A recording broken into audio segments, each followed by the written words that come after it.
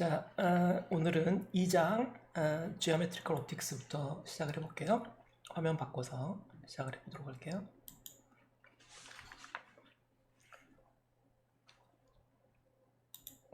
오케이. 챕터 2.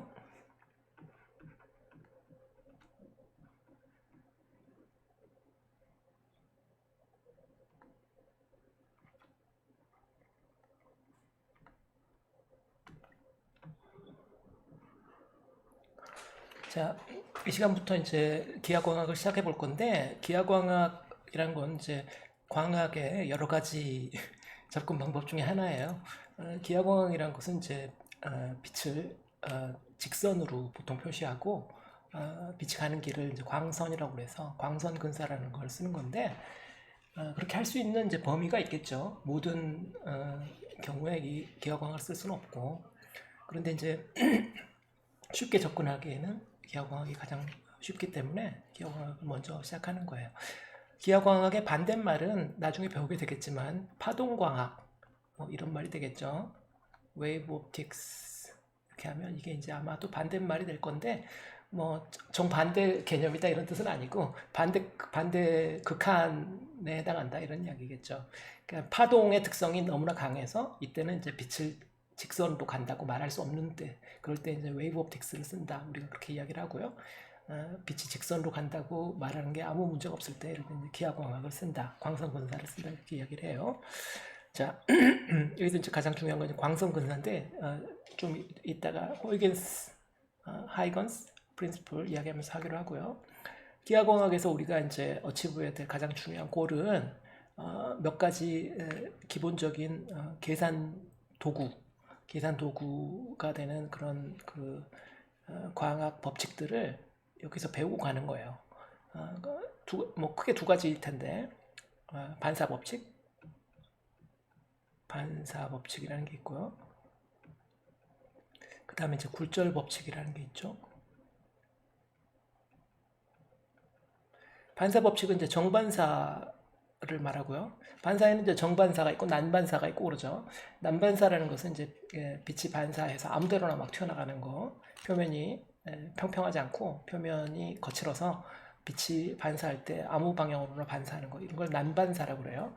근데 이제 정반사라는 것은 거울 반사라고도 하고 거울면처럼 매끈해서 빛이 반사할 때 정확하게 반사하는 경우, 그런 경우를 말하죠. 그런 경우에 이제 법칙은 아주 간단해요. 입사각 set I incident angle이 equal to set R reflected angle 반사각 입사각이 곧 반사각이다. 뭐 별거 없죠. 정반사 법칙이에요. 좋아요. 그 다음에 이제 굴절 법칙이라는 게 있는데, 굴절 법칙은 우리가 보통 스넬의 법칙이라고 알고 있는데, 여러분들은 알고 있는지 모르겠네. 스넬의 법칙. 스넬이 사람 이름이고요. 이거는 이제 N-I, 세타 I, 사인 세타 I가 N-T, 사인 세타 T와 같다. 이런 법칙이에요.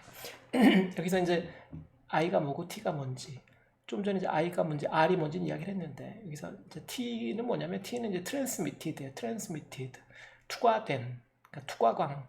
이건 이제 입사광과 투과광의 관계고, 이거는 입사광과 반사광과의 관계고, 아시겠죠? 이건 입사광과 투과광과의 관계다. 투과광, 트랜스미티드. 투과광을 리프렉티드, 사실은 이 말이 더 다른 책에는 굴절광, 트랜스미티드인데 오히려 다른 책에는 뭐 이게 더 많이 쓰이지 않을까. 그러니까 입사광, 반사광, 굴절광, 이 말이 더 사실 많이 쓰이는 말인데, 문제는 이렇게 하다 보면 이제 굴절광이 R이 있잖아요. reflected, 반사광에도 R이 있고, 그래서 이게 R이 두 개나 있다 보니까 이게 헷갈린단 말이에요. 그래서 이 책에서는 이쪽을 t를 쓰는 거죠. 그러나 일반적으로는 이쪽을 r로 쓴다. 이런 게 헷갈린다. 이런 거 뭐 그냥 안 헷갈리고 싶다 그러면 다른 방법이 있어요. 저는 이런 식으로 기억하고 있지 않거든요. 책은 이렇게 써 있는데 제가 기억하는 방식이 이런 식이에요. n1 sin 세타 1 equal n2 sin 세타 2. 저는 이렇게 기억해요. 이게 기억하기 쉽다. 왜 그 I, T 뭐 이런 거 1, 2로 하세요. 그냥 N1 sin 세타 1은 N2 sin 세타 2. 왼쪽은 1, 오른쪽은 2. 이렇게 기억해야지 쉽지. 응? 이걸 유리화하면은 책에 있는 것처럼 쓸 수도 있는데 그렇게 하면 조금 지저분해지죠. 예를 들어서 이렇게 할 수 있어. 책에 있는 것처럼 세타 1 나누기 sin 세타 2는 n2 나누기 n1 가지고 대각선으로 서로 똑같다 이렇게 할 수 있는데 편하대로 하세요. 저는 이게 가장 좋다고 생각해요. 강요는 아니에요. 여기서 이제 1이 뭔지 2가 뭔지만 이야기하면 되는 거죠. 자, 여기서 이제 n이라는 새로운 기호도 나타났어요. 세타는 각도인지 알겠는데 n은 뭐냐? n은 굴절률이라는 거예요. 굴절률.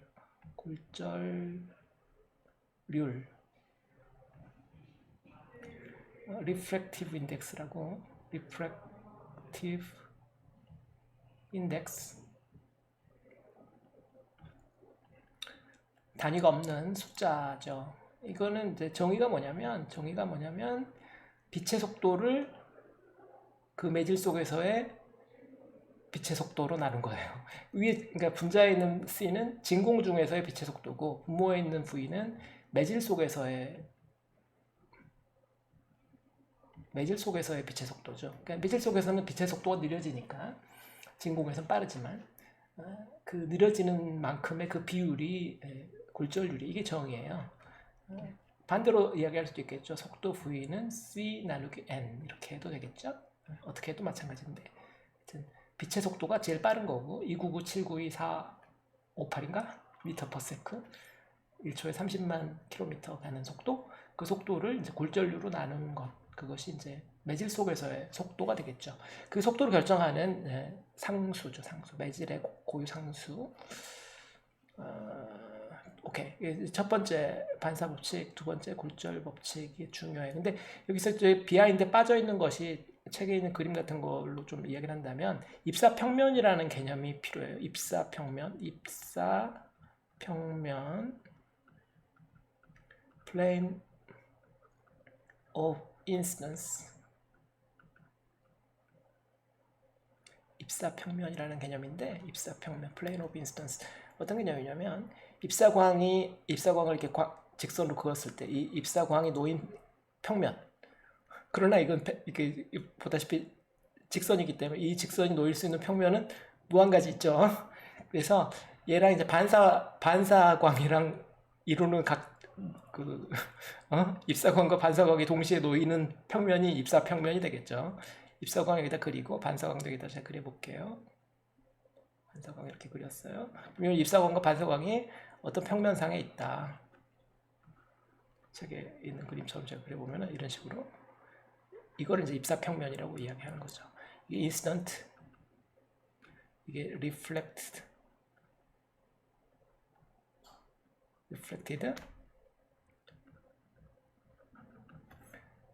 여기 밑면에 지금 물체가 있어야 되겠죠.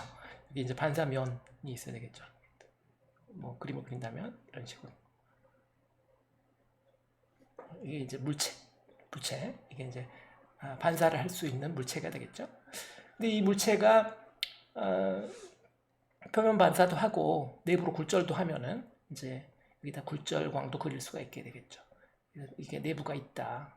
내부로도 이렇게 있는 어떤 물체라고 생각하면 여기다 굴절광을 그릴 수가 있어요. 안으로 이렇게 들어간다. 굴절. refracted.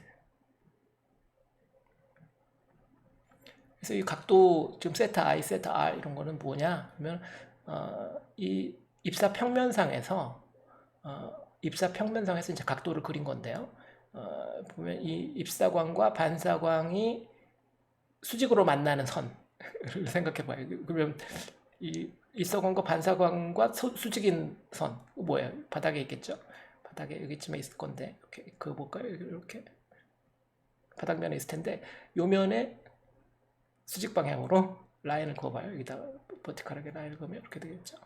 이 입사 평면상에서 요 버티컬 라인과 이루는 각도 이게 세타 I, 이게 입사각이고 굴절각이라는 것은 이 수직 방향을 법선 방향이라고도 해요. 노멀 방향 N 또는 이제 법선 방향이다 보통 이렇게 이야기를 많이 하는데, 법선이라는 것은 이제 바닥면에 대해서 수직인 방향이다 그런 의미예요.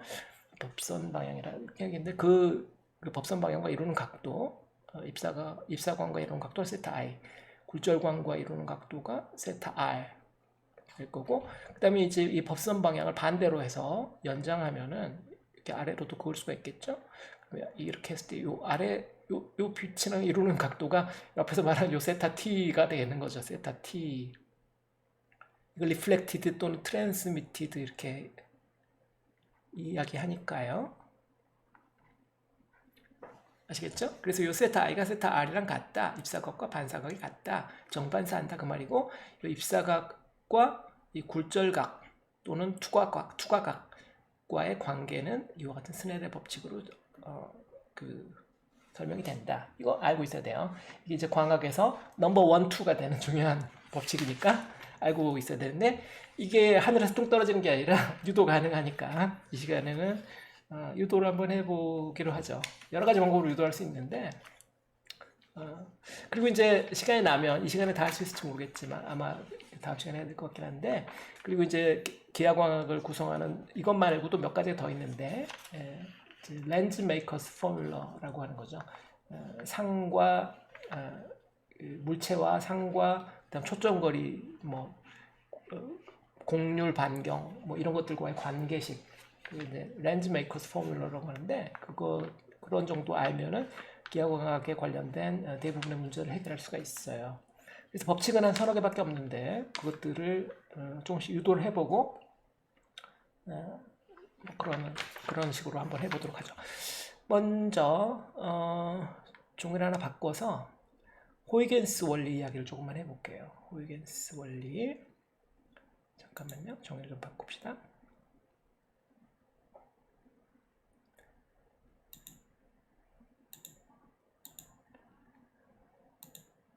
자, 새 종이를 열어서 호이겐스 원리, 여러분 책에 이제 1절에 되어 있는데,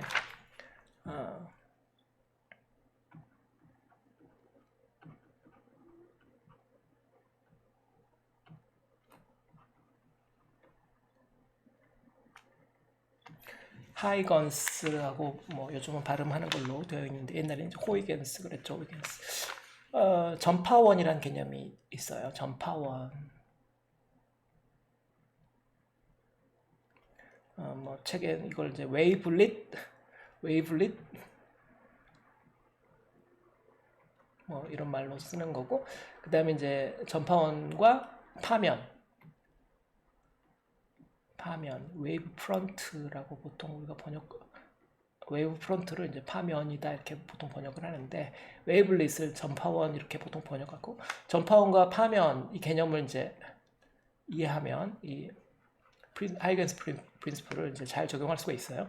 책에 보면 이제 몇 가지 예제가 있는데, 하이겐스 프린시플이 이제 나온 이유 뭐 이런 것들도 이제 책도 읽어보시고 하면 여러 가지 이야기 있는데, 간단하게만 이야기한다면 뉴토니안 미케닉스를 사용해서 광학을 완벽하게 설명을 했었어요. 그런데 거기에서 문제점은 회절 같은 것을 설명 못하는 거예요. 회절 현상 같은 것은 빛이 휘는 건데, 어떤 엣지를 만났을 때 엣지에서 빛이 이제 스트레이트로 나가지 않고 약간 휘거나 이런 현상들이 있단 말이에요. 그런 현상을 뉴토니안 미케닉스는 전혀 설명할 수가 없었어요. 운동량 보존 법칙으로는 휘는 것을 설명할 수 없으니까, 직각방향으로 갑자기 운동량이 생겨날 이유가 없기 때문에요. 그런데 이 하이겐스 원리라는 것은 이제 그걸 교묘하게 빠져나갈 수 있는 그 방법을 제공하는 거죠. 그래서 이제 우리는 이제 하이겐스 원리를 상당히 많이 써요. 여러분 책에 있는 그림 2.2의 A부터 좀 보면, 2.2의 A는 이제 평면 파동, 평면 파동이라는 것은 전파원들이 평면으로 쭉 늘어서 있는 거를 이제 생각하면 되겠어요. 이런 게 그래서 평면입니다. A 점 A부터 점 B까지 이 점 두 개를 포함하는 어떤 평면. 뭐, 자, 여기 있는 모든 점들이 다 파동의 근원, 웨이블릿이 될 수가 있다 생각하고, 그 웨이블릿을 좀 뭐 띄엄띄엄 한번 그려보죠. 이렇게 띄엄띄엄 한 서너 개만 그려볼까요? 사실 전부 다가 다 파면이 그 전파원이지만 우리가 다 못 그리니까 이 중에 점 몇 개만 대표로 그린다, 이런 생각을 하면 되겠어요. 여기서 이걸 지금 점 A, B 점이지만 이게 지금 파면이에요. 이게 요 지금 이 선이 파면을 그린 거다. 파면의 어느 어느 순간 t 이퀄 제로일 때 파면이라고 생각하면 되겠어요. 웨이브 프런트다 이 말이죠. 이런 식으로 이게 이제 A인데 이게 이제 평면 파동을 지금 그린 거예요. 평면 파동. 여러분들이 이제 일반 물리학 좀 배웠으니까 평면 파동 알잖아요. 평면 파동은 이제 2차원 평면으로 앰플리튜드가 동일하고 그게 어떤 한 방향으로 진행만 하죠. 그래서 이제 진행하는 방향 오른쪽이라고 가정하고 보통 이제 오른쪽에 이렇게 V 이렇게 쓰면 이거 평면 파동이구나 이렇게 생각할 텐데, 그러면 얘들이 이제 군인들처럼 이렇게 쫙 한 줄로 이렇게 쫙 이렇게 전진해 가면 좋겠는데 그런 컨셉이 아니라는 거죠. 그런 컨셉이 아니기 때문에 뉴턴의 메카닉스라면 이제 그런 컨셉인데 허이건스 프린시플에서는 이걸 파면을 구성하는 모든 이 전파원들이 그 다음 순간의 새로운 파면을 만들기 위한 소스가 된다. 뭐 이런 설명을 해요. 뭐 쉬운 말이기도 하고 어려운 말이기도 하니까 한번 이게 이제 전파원인데 이 전파원을 제가 점으로 그렸는데 전파원에서 시간 t가 지난 다음에 여기 전파원에서 퍼져나가는 파동이 어떤 형태로 나갈 건지 생각해보면 이게 전파원은 점이기 때문에 한 점에서 파동이 퍼져나갈 때 뭐 어떻게 직선으로 퍼져나가겠어요? 이게 동시원 형태로 퍼져나가겠지. 그죠? 이렇게 퍼져나갈 거란 말이에요. 사방팔방으로. 시간 t가 지나면 그때까지 간 거리는 v 곱하기 시간 t. vt라는 거리를 가겠죠. 시간 t 동안. 그래서 이게 어떤 새로운 그 다음 파면을 만들어요. 그러니까 제일 처음에 점에서 출발하는 것이 그 다음에는 이와 같은 구면이 되고 그 구면이 점점 퍼져나가는 거. 이게 구면파의 개념이고, 평면파는 이와 같이 이제 점파원이 여러 개가 한 평면상에 놓여있기 때문에 얘들이 이제 여기다가 이제 이와 같은 구면 파동을 그려보는 거죠. 한번 그려볼까요? 뚜뚜뚜뚜. 이 점에서 뚜뚜뚜뚜. 이 점에서도 이렇게, 이 점에서도 각각 그려봐요. 같은 시간 동안 간 거죠. VT. 그러면 얘들 중에서 제일 멀리 간 점, 얘들만 쫙 모아서 또 선을 그으면 원래 거랑 똑같은 형태의 평면 파동이 그려지겠죠. 이게 다음 지난 t 후의 파면이다 이 말이죠. 시간이 t만큼 지났을 때 웨이브프런트, 뉴 웨이브프런트다 이 말이죠. 책에서는 이거 A 프라임, B 프라임 이렇게 그려놨는데, 파면이 이같이 평면이 원래 평면이었는데 이 평면이 오른쪽으로 속도 v를 가지고 움직인 것처럼 보이죠.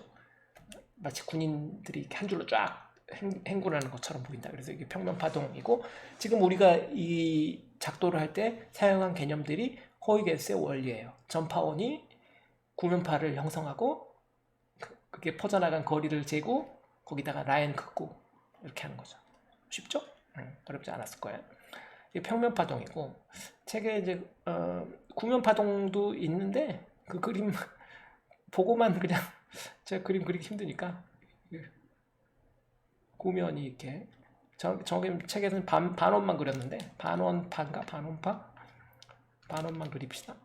A, B 이렇게 해가지고 여기도 이제 전파원을 막 그려 이렇게 점을 많이 찍을수록 자세해지니까 많이 찍으면 좋겠죠.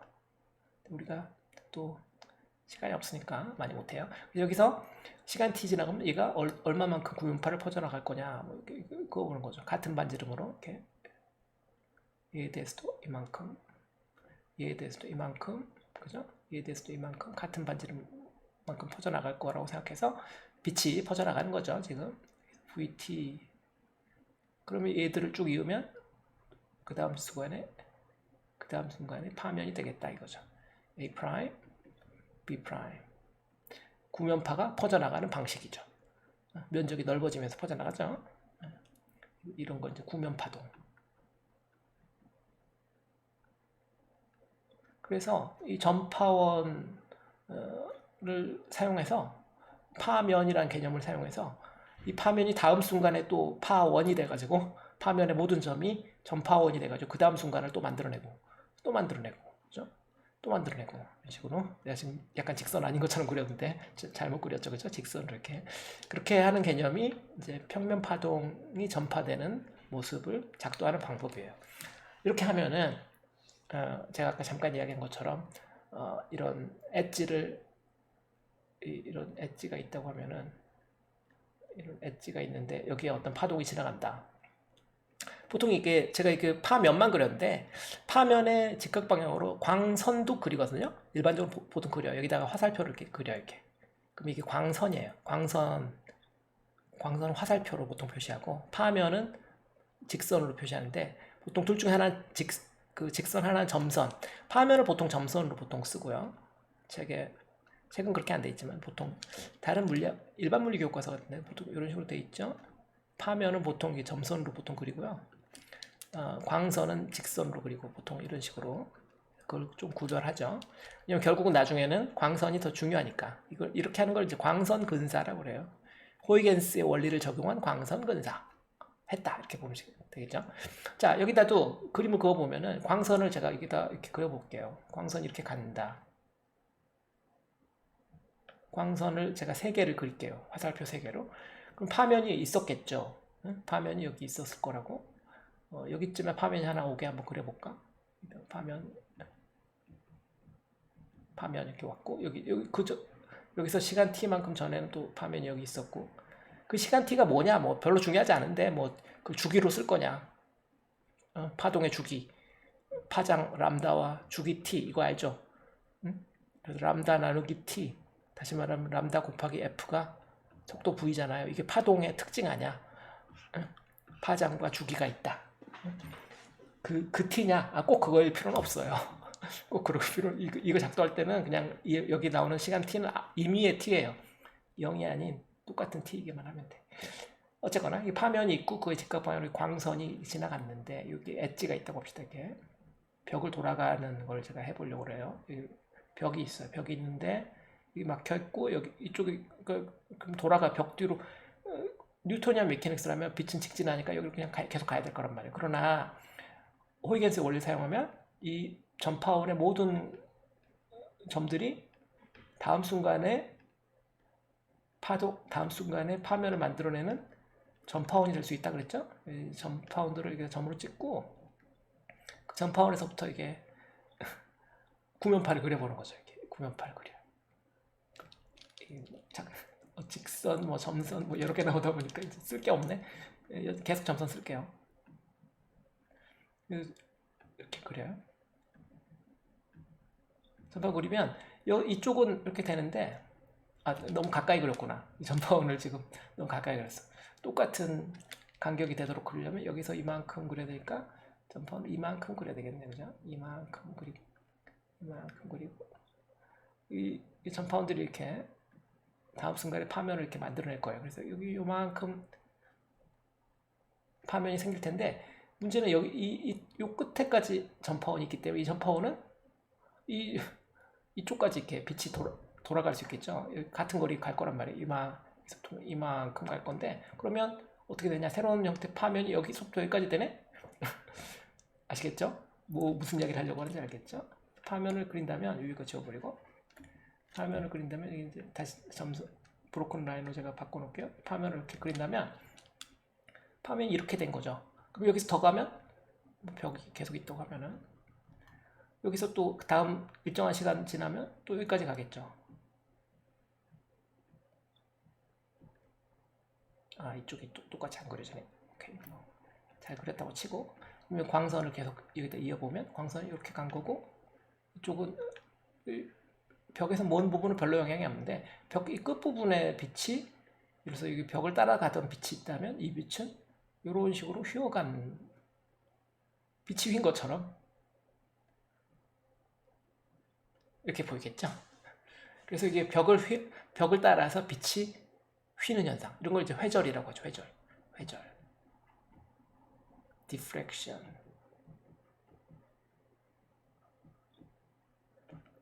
이런 걸 설명할 수 있단 말이에요. 허이겐스 원리를 쓰면. 그러니까 중요하죠. 중요해. 자, 허이겐스 원리 이야기하면서 이제 작도법. 이 허이겐스 원리에서 사용하는 이 광선. 이렇게 하는 걸 이제 광선 근사라고 하고요. 광선 근사. 빛을 화살표로 이렇게 표시하고, 파면을 보통 뭐 이렇게 그거의 수직인 이 면으로 이렇게 표시하고, 이렇게 하는 걸 이제 광선 근사라고 해요. 이런 작도법이 기하광학에서 가장 많이 쓰이는 작도법이니까 제가 이 이야기를 지금 하는 거예요. 자, 책에 뭐 다른 이야기도 많이 있지만 많이 좀 줄이고요. 그래서 이 호이겐스 원리 사용해서 반사와 굴절 법칙을 유도해 볼 수가 있는데, 그거 한번 해볼까요? 책에 그림 2.4인데 제가 종이를 좀 바꿔서 한번 해보죠. 오케이.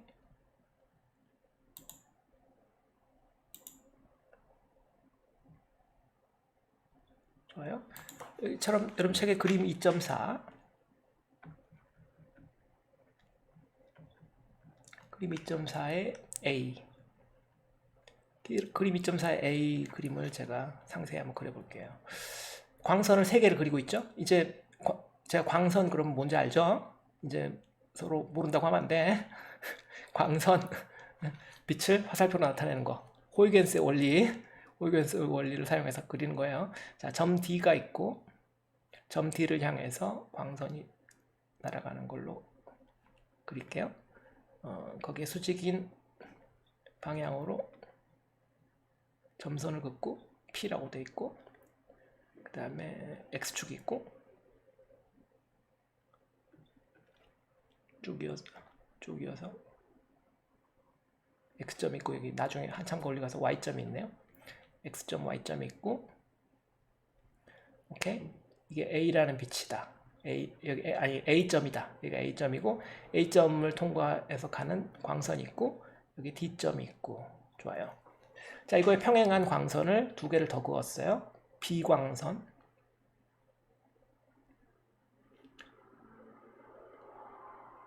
B점을 통과하고, 그 다음 C도 있네. C 평행하게 그어야 돼. C,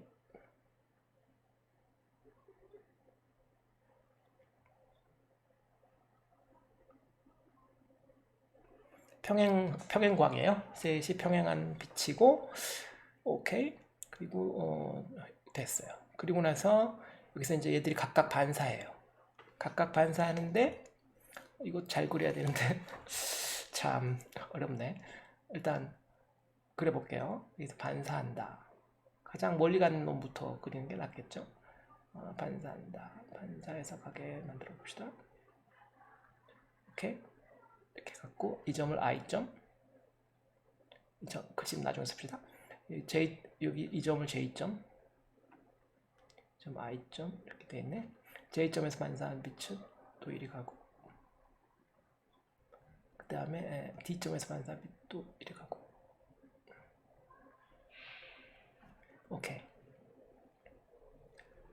오케이. 이 점이 I점.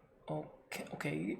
좋아요. 이 D점이랑 이 ABC가 같은 선상에 있는 것처럼 지금 그림이 그려져 있어요. 이렇게 같은 선상에 ABC가 있고, 그 선상에 평행한 선을 여기 D에다 이어서 그려보면 이렇게 그어질 거고, 그 점들을 여기다 표시하면은 그 점들이 여기서 E와 F예요. D, E, F. 오케이, 됐네. 그러면 여기 이 I점에 대응하는 것들도 아마 여기 똑같이 들어갔으니까 똑같이 나와야 될 테니까, 그래서 그것들도 그어본다면 이렇게 하면 되겠죠. 이렇게 그으면 여기에 N점, M점 이렇게 있네. 자, 그러면 이렇게 쭉쭉쭉 이 라인을 지금 그어놓으면 이게 이제 뭐예요? 좀 전에 말한 파면이죠. 이 ABC가 파면이 될 거고, 파면, 웨이브프런트, ABC 요 화살표는 광선이 되겠죠. 여기 또 I부터 위에 여기까지 이제 K라고 돼 있는데, I부터 K까지 이게 이제 파면이 되고, 그죠? 파면. 그 파면을 통과하는 광선, 화살표 이렇게 되겠죠. 자, 이 광선근사 개념으로 지금 그림 그린 거다 이렇게 생각하시면 되고요. 그리고 책에 보면 보조선이 몇 개 더 그어져 있는데 그건 설명하면서 해볼까? 일단 그어놓고 할까? 일단 그어놓고 할게요. 나중에 또 그릴 자세가 좀 안 나오니까. 오케이, 그어놓고 합시다. 오케이. 이게 지금 반사니까 위로 반사돼 가는 건데 속으로 마치 투과되는 것처럼 직진하는 것처럼 그림을 그려보는 거죠. 이렇게 그려보고 이렇게 그려보고 그럼 여기까지 갈 거다. 오케이. 그 점을 이제 H점과 G점이라고 이렇게 하는 거죠. 됐네. 이제 다 그렸어요. 자, 점 많이 찍었네. 자, 각도. 세타 i가 어디냐면 여기서 입사각이니까 이 면에 반사되는 면의 법선 방향과 이루는 각도니까 이 각도거든요. 이 각도가 세타 i. 그죠? 그럼 여기서 굴절각은 뭐겠어요? 법선과 이 반사되어 나가는 빛이 이루는 각도니까 이 각도죠. 이 각도가 세타 r. 그림에서는 세타 i와 세타 r이 같은지가 자명하지 않잖아요. 우리가 그냥 대략 그린 것 같으니까. 그게 같은 것을 우리가 증명해야 되겠죠. 증명해야 되니까 그거를 해봐야 돼요. 어떻게 하면 좋겠어요? 어떻게 하면 좋냐? 뭐 세타 i가 세타 r이다 이걸 가정해보고 시작하면 안 되겠죠. 그거는 답을 가정하고 증명하는 거니까 결론이 세타 i가 세타 r이다 이렇게 나와야 되는 거죠. 이게 결론이 돼야 되니까 3단 논법을 쓰든 몇 단 논법을 쓰든 간에 시작점이 어디서부터 시작해야 될지 책의 힌트대로 해볼까요? 책에서 ADX의 각도를 생각해봐요. ADX는 이쪽 아래쪽 각도죠. 요 삼각형의 요 아래쪽 각도인데 이 아래쪽 각도는 요 90도에서 세타 i만큼 뺀 거죠. 각도 ADX를 생각하는데 얘는 우리가 딱 봐도 90도에서 세타 i를 뺀 거일 것 같아. 그걸 뭐 그냥 일단 그려놨어요. 그 다음에 책에서는 각도 IDG를 또 생각했어요. 각도 IDG. IDG 어디죠? IDG. ADX와 IDG. 얘는 같은 거죠? 왜냐면 이거 연장선이니까. 연장선을 이었으니까 요 각도와 다시 말해 요 각도와 요 각도는 막곡지각이잖아요. 얘는 같은 거네. 그죠? 같다. 막곡지각이니까.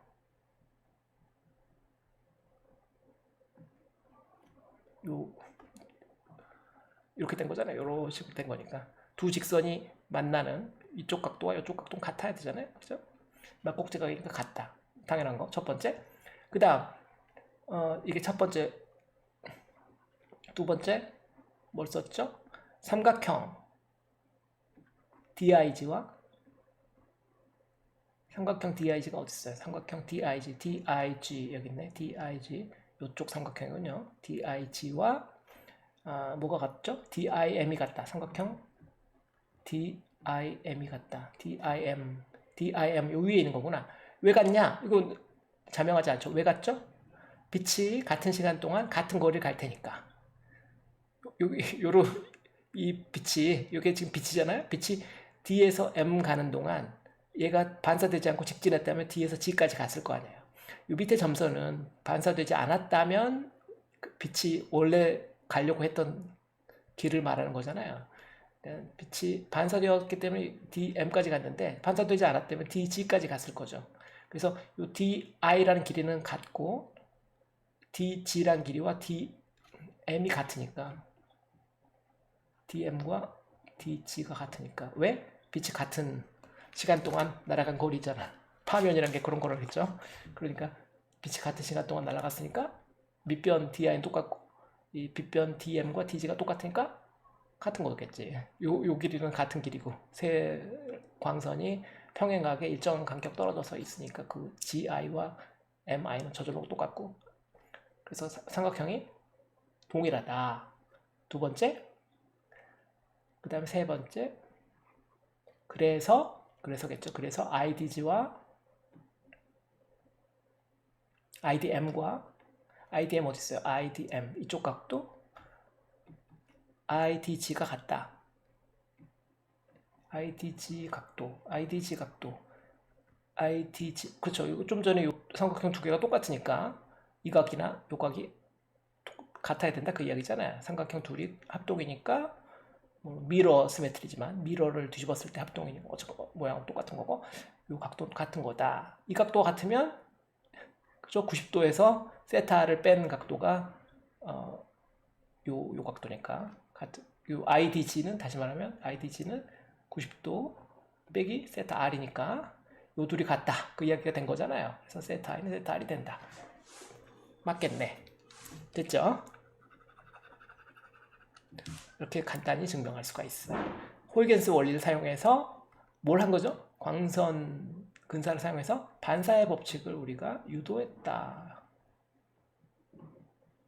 이렇게 말할 수 있겠죠. 좀 스텝이 복잡하니까 차분히 생각해 보시도록 하세요. 오케이. 2.4ip 그림 2.4ip를 봅시다. 그림 2.4ip는 이번에는 굴절 상황을 나타내고 있어요. 굴절 상황인데 굴절 상황 그것도 여러분들이 제가 그림을 그려볼게요.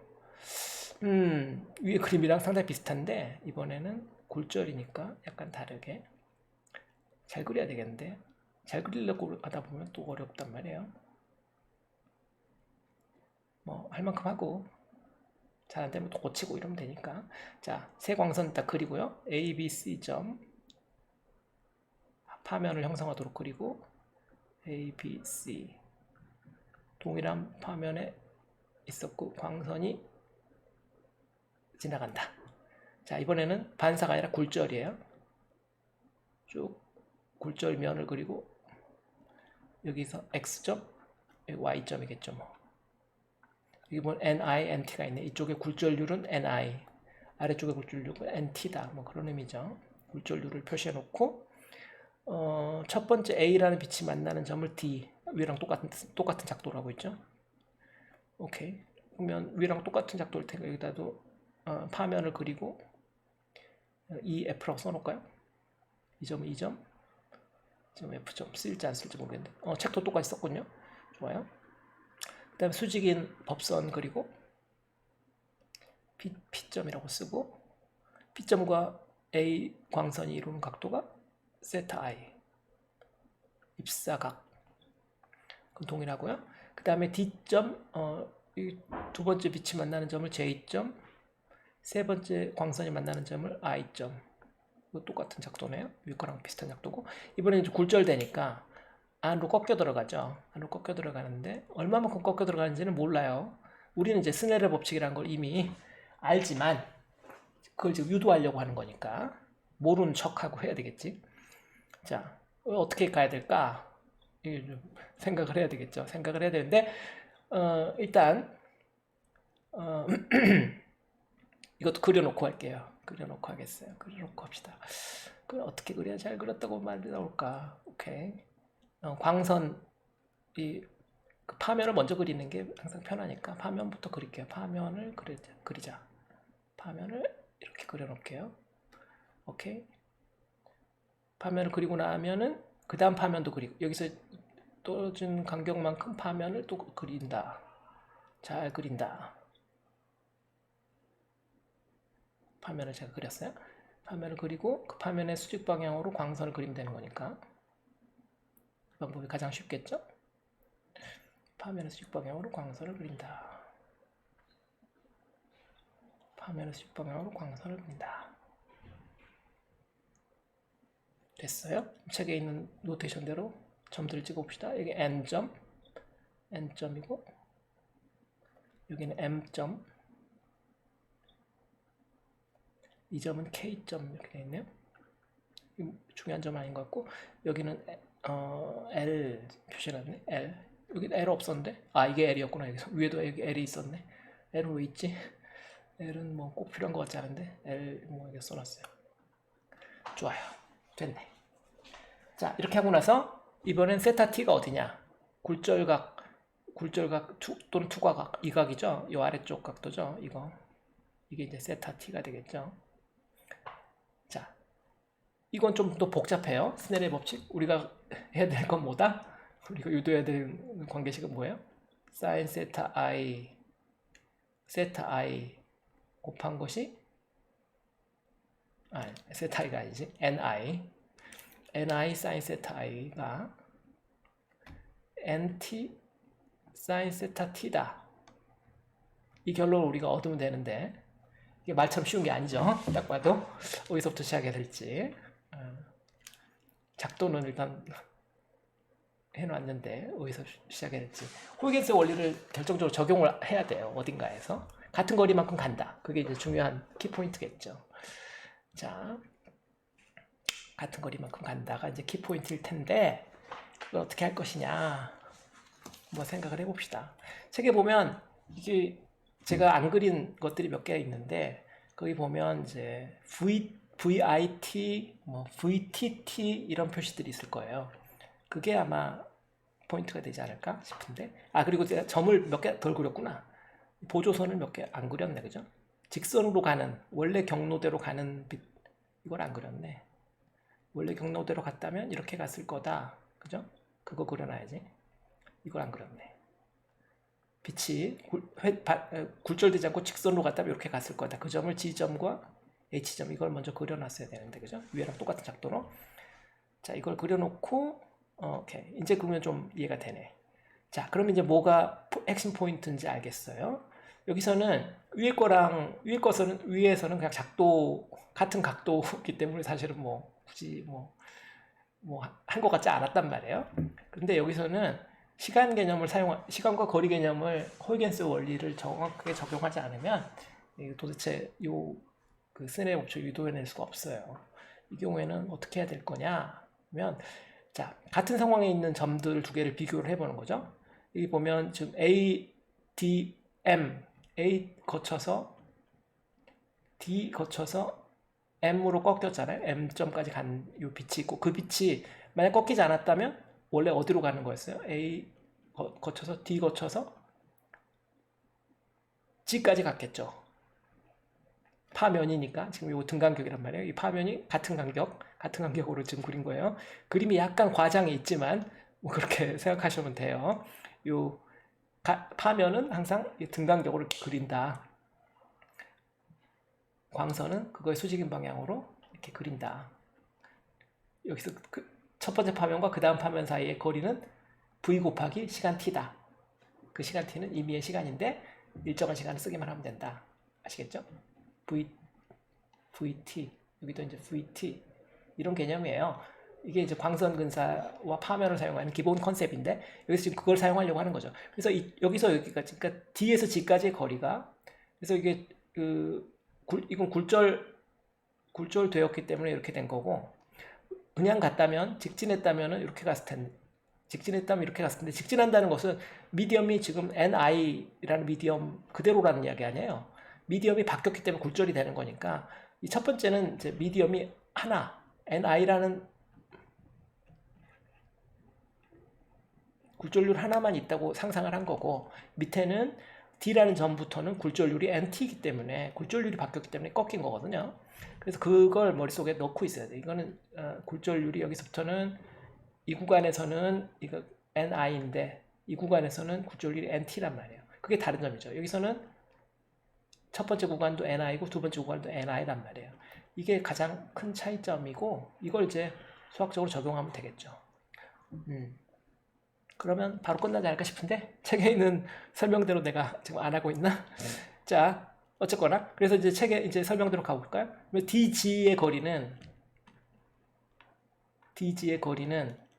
이건 상상해. 빛이 직진하는 상황에서의 거리니까 그거는 VI, 그러니까 I라는 미디엄 속에서의 속도 곱하기 시간 t일 거고, DM이라는 거리는 DM이라는 거리는 T라는 미디엄, 투과된 미디엄, 그러니까 지금 NT라는 굴절을 가진 미디엄 속에서의 속도 곱하기 같은 시간은 같은 시간일 거다. 이 둘이 같지 않다. 이겠죠?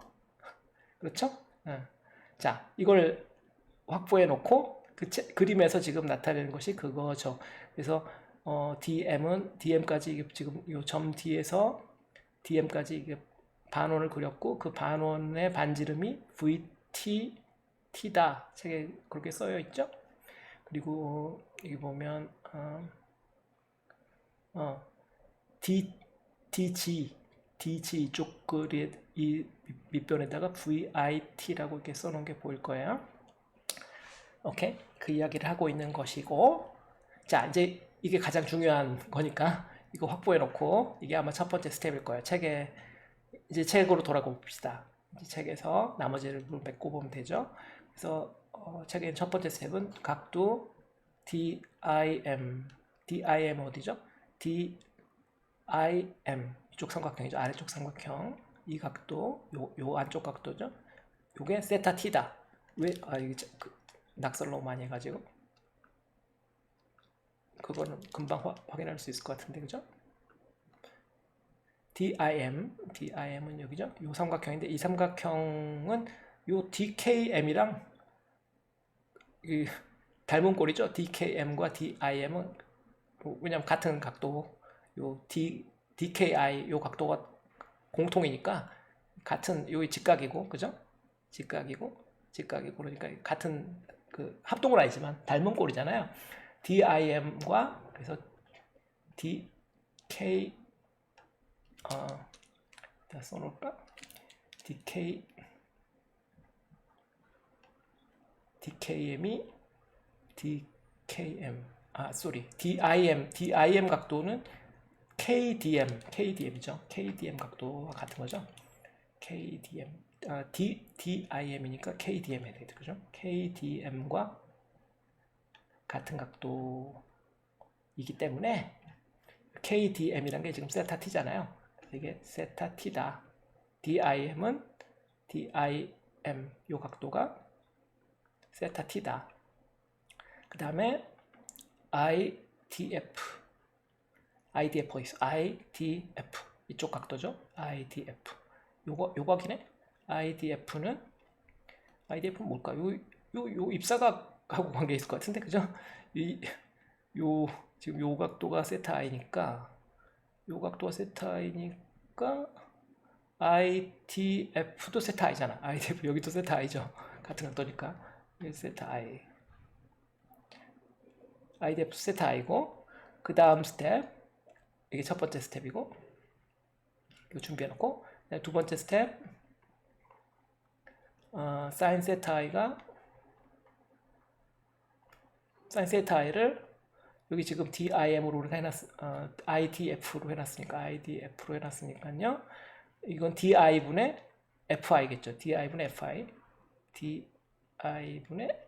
FI다.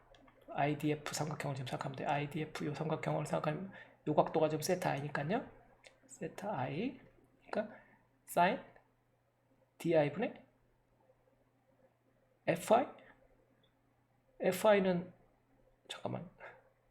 이쪽이 세타 IDF죠. 이게 지금 세타 I구나. 엉뚱한 데다가 세타 I 거는데. 이쪽이 지금 직각이죠. IDF죠. IDF. 그러니까 DI분의 FI. DI분의 FI를 거꾸로 돼가지고 헷갈렸다. DI분의 FI가 사인이죠. 이 사인이니까 사인 세타 I가 DI분의 FI다. 맞고, 그다음에 사인 세타 T는 좀 전에 이쪽을 해놨으니까 요 DIM을 이용하겠죠 아마. DIM을 이용해서 요 각도가 지금 세타 T니까 DI분의 DM이겠네. 그죠? DI분의 DM이다. 오케이. 그리고 이게 이제 눈에 보이죠? DI 있으니까 요도를 나누고 싶겠죠? 세 번째 스텝 사인 세타 I를 사인 세타 T로 나누면 DI가 서로 소거되고 얘 나누기 FI 나누기 DM이 되겠네. FI 나누기 DM FI 나누기 DM이다. FI는 여기 있고 DM은 여기 있다. FI 나누기 DM이다. 어휴. 근데 그 레이쇼가 FI 나누기 DM이 DG 나누기 DM이랑 같다. DG 어디 있어? DG FI나 DG나 같은 거죠, 그죠? 평행 정사각형이잖아, 이거 직사각형. FI하고 DG 같은 거니까 DG DM은 그대로 쓰고 DM 내가 이거 DG DM 미리 해놓은 선견지명이 있었죠? DG는 VIT, DM은 VTT 같은 시간이니까 t 약분하면 속도의 비율이다. 속도는 굴절률의 역수니까 이게 NI분의 NT가 되겠죠? 다 됐네. 그래서 이렇게 스넬의 법칙이 된 거지. 허이겐스의 원리로 스넬의 법칙을 유도했어요. 너무 빨리 했나? 자, 작도법만으로 유도를 할 수가 있어요. 오케이. 50분이나 해버렸네. 조금 더 페르마의 원리까지만 해야 되겠네. 2절까지 할게요. 1절만 하고 마칠 수 없으니까 좀 더 종이 하나 바꿔서.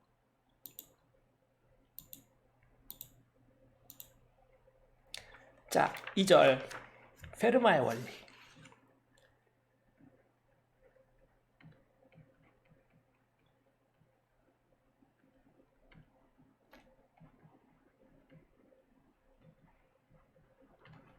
페르마의 원리는 그림 2.6을 보고 시작을 해볼까요? 그림 2.6은 이제 점 A에서 출발한 빛이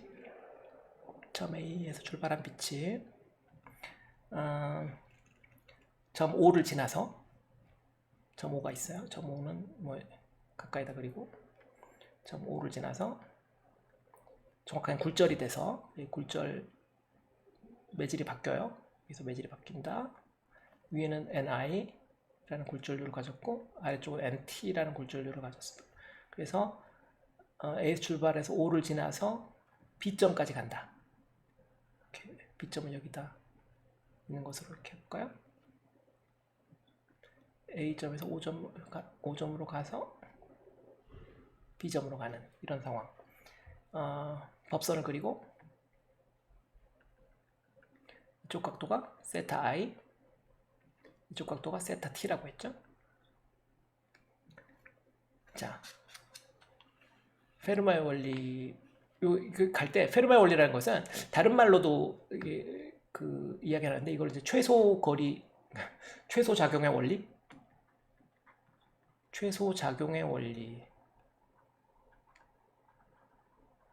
리스트 액션 프린시플이라고 이게 이제 역학 뉴토니안 미케닉스를 유도하는 또 다른 방법인데 그것과 굉장히 비슷해요. 굉장히 비슷해요.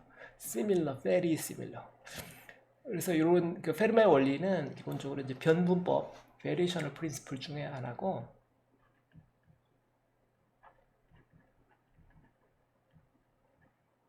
변분 원리, 변분법이라는 건데 변분법이라는 것을 사용해서 광학을 하는 한 원리예요.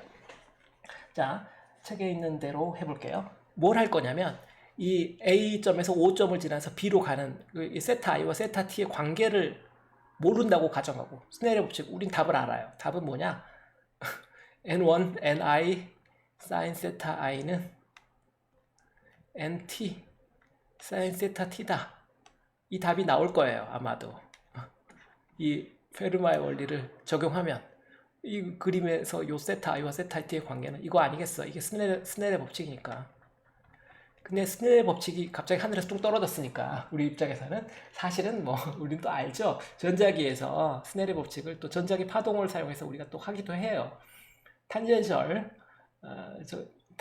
필드, 전기장의 탄젠셜 컴포넌트는 경계면을 평행한 컴포넌트 있잖아요. 그거는 경계면에서 연속이죠.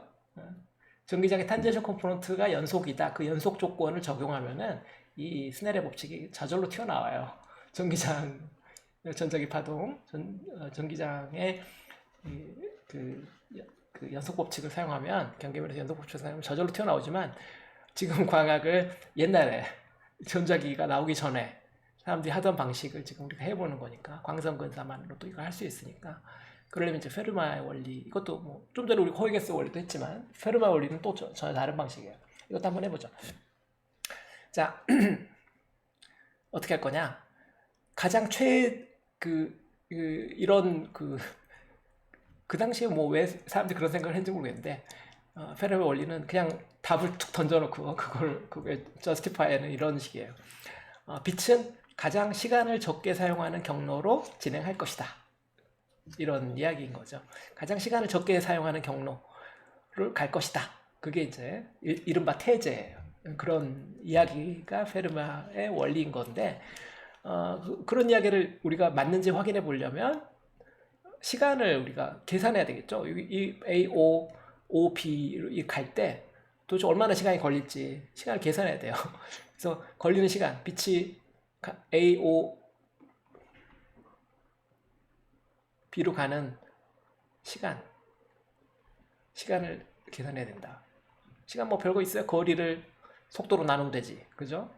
AO의 거리를 속도 VI로 나누고 더하기 OB의 거리를 속도 VT로 나눠야 되겠지. 이번엔 매질이 달라졌으니까. 이게 이제 뭐 대충 다 된 거야. 이게 첫 번째 스텝. 근데 뭐 첫 번째 스텝 하지 말까? 이번엔 책에 수식이 여러 개니까 그냥 그대로 해볼게요. 자, AO의 거리 이거 뭐 알아야 되는데 적당히 이걸 하기 위해서 파라메트라이즈 해야 돼요. A 5점이 어딘지 뭐 A점이 어딘지 전혀 모르니까 책에 있는 대로 파라메트라이즈를 해볼게요. 책에서 어떻게 파라메트라이즈 했냐면 이 A점에서 O까지 거리를 X라고 했어요. X 여기다 점을 이렇게 긋고요. 여기서부터 여기까지 거리를 A, 이 아래쪽 거리를 B, 여기 수평 거리를 X 이런 식으로 했죠. 그 다음에 여기서부터 여기까지 거리를 C. 자, X라는 A, B, C는 고정이고 상수라고 하죠. X는 변수인 것으로. 그래서 이 X를 바꿔가면서 T를 최소화할 거다. 그런 전략을 해보는 거죠. 그러려면 이제 AO 미리 계산해야 될 텐데 AO는 뭐냐면 AO는 빗변이니까 A 제곱 더하기 X의 제곱의 제곱근. 그렇죠? 그 다음에 OB도 X만으로 만들어야 되니까 OB는 이게 C에서 X 뺀 거가 가로고, 그죠? C에서 X 뺀 거의 제곱 더하기 높이는 B 제곱. 여기 있죠? 다 됐네? 자, 그래서 이거 두 개 사용하면 T는 어떻게 돼요? A 제곱 더하기 X의 제곱의 루트 나누기 VI 더하기 B 제곱 더하기 C 빼기 X의 제곱 나누기 VT 이렇게 됐고, 자 됐어요. VI, VT 지금은 뭐 우리가 이거 나중에 필요하면 나중에 골절로 나중에 바꾸기로 하고요. 일단 책대로 그대로 가볼게요. 자, 그렇게 하고 나서 이때 시간 t를 최소화하는 경로가 빛이 가는 경로가 될 거다. 최소 시간의 최소 작용의 원리하고 비슷한 거라고 그랬어요. 최소 시간 t를 최소화하는 x를 찾자.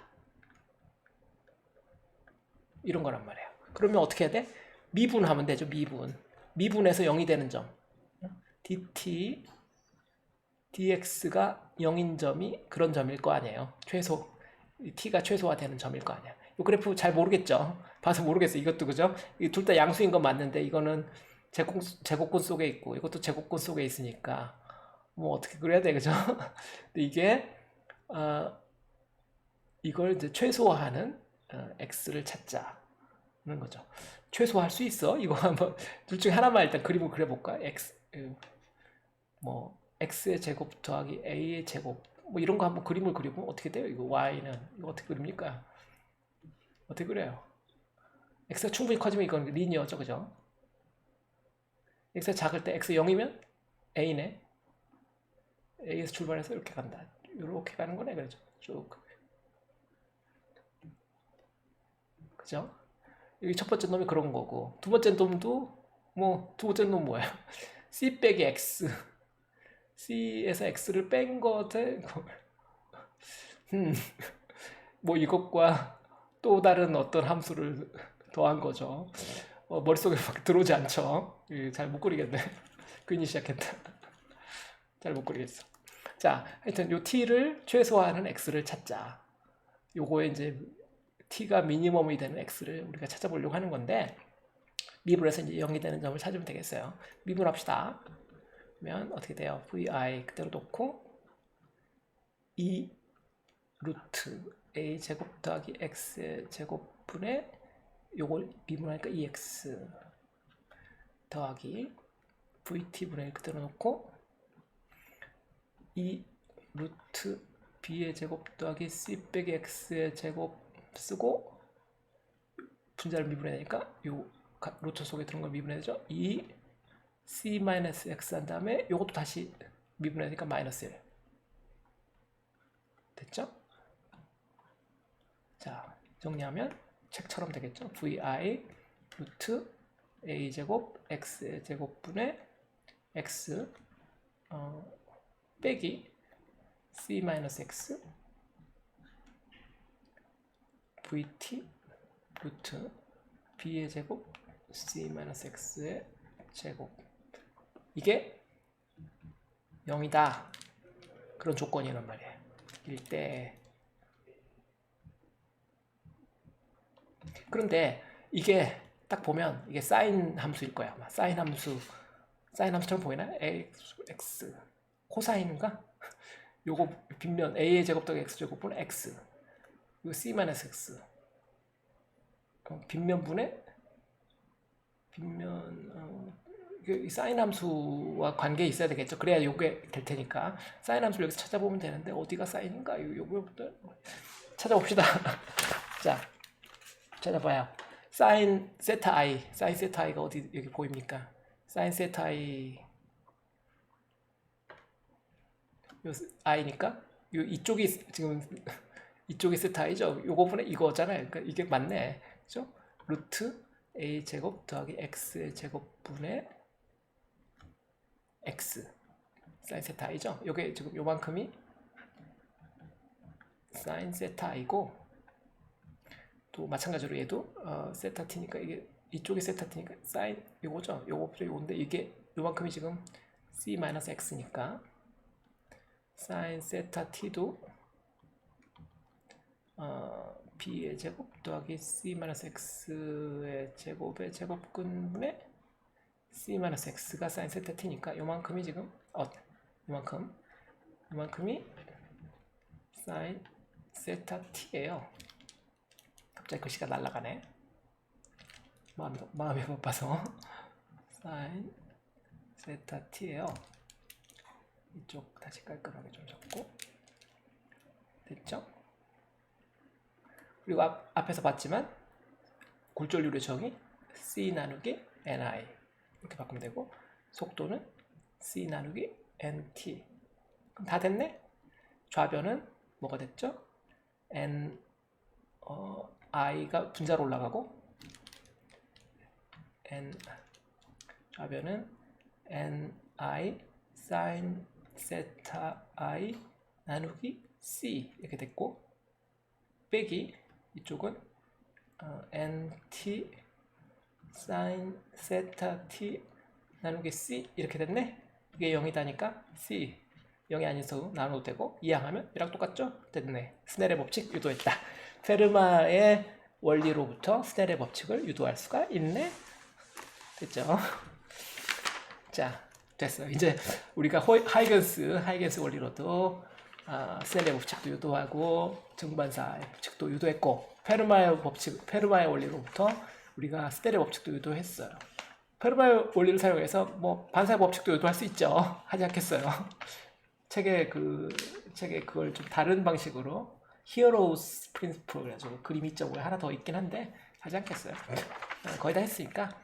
자, 그래서 이제 여러 가지 방법으로 우리가 이제 반사와 굴절 법칙 유도를 한 번씩 해봤고, 오케이. 여러분들도 한 번씩 따라서 해보세요. 제가 이걸 약간 비틀어서 다른 문제로 물어볼 수 있으니까. 결국 안다는 것은 남한테 설명할 수 있다라는 거거든요. 설명할 수 있으면 아는 거야. 설명 못하면 모르는 거야. 그러니까 페르마의 원리가 뭐냐? 빛이 직진하고 굴절하는데 도대체 무슨 관계냐? 여러분들이 그거에 대한 픽처가 있어야지 페르마의 원리를 광학에서 이해를 하고 있는 거가 되는 거예요. 오케이. 다음 시간에 이어서 하도록 합시다. 오케이, 수고했어요.